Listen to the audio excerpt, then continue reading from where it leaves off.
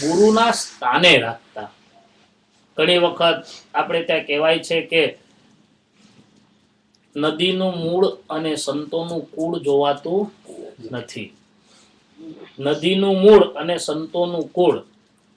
મુક્તાનંદ સ્વામી નો જે પૂર્વનો ઇતિહાસ જોઈએ તો આપણને ખ્યાલ આવશે. આપણી ગુજરાતની ભૂમિ એ સમર્પણની ભૂમિ છે, સાધુ સંતોની ભૂમિ છે.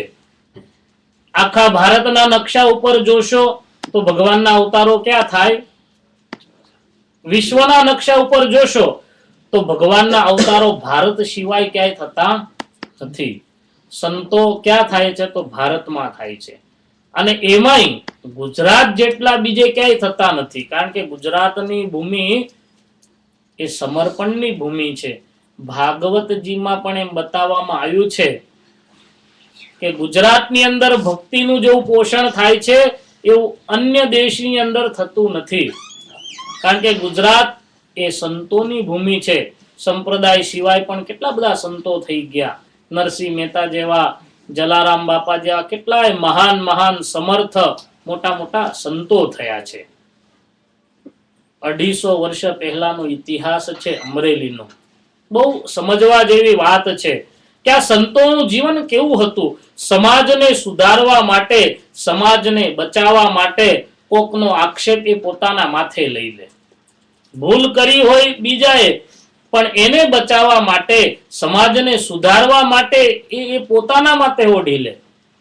અમરેલીની અંદર 200-250 વર્ષ પહેલા ખાસ કરી અને જૈન સંપ્રદાય વધારે હતો. એટલે જૈન સંપ્રદાયમાં બહુ મોટા એક સાધુ હતા. તે વખતે બહુ નામાંકિત હતા, સંપ્રદાયના આગેવાન હતા. અને એ જ વખતે જેમ આપણા સંપ્રદાયની અંદર સાધુ અને સાંખ્ય યોગીઓ છે, એમ જૈન સંપ્રદાયમાં સંતો અને સાધ્વીઓ પણ છે. એટલે એ વખતે રતન કરીને એક સાધ્વી હતા.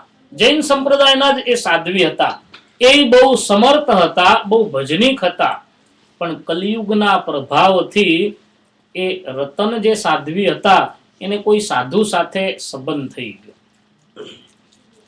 કલિયુગના પ્રભાવથી ગુણ દોષના કારણે એ રતનને સાધુ સાથે મેળ થયો, સંબંધ થયો. એના કારણે રતન સગર્ભા થયા, રતનને ગર્ભ રહ્યો.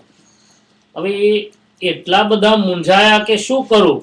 કોઈને કહેવાય એવી વાત નહોતી. પાપ તો થઈ ગયું, એને ખબર પડી કે મારાથી હવે પાપ થઈ ગયું, હવે ક્યાં જવું. કોઈને કહેવા જઈશ તો સમાજ મને પૂછશે કે આ પાપ કોની જોડે તે કર્યું. સાધુનું નામ દેવાય એવું નહોતું, કારણ કે સંપ્રદાયની અંદર બહુ મોટા એ સાધુ હતા. એની પાછળ લાખો ભક્તો હતા. જો સાધુનું નામ દેવા જઈએ તો સંપ્રદાયની અંદર બહુ મોટો વિસ્ફોટ થાય એવું હતું.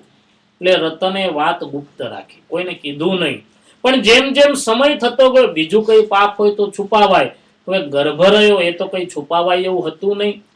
સમય જેમ જેમ જતો ગયો એમ આ રતન જે સાધ્વી હતી એની ચિંતા વધતી ગઈ.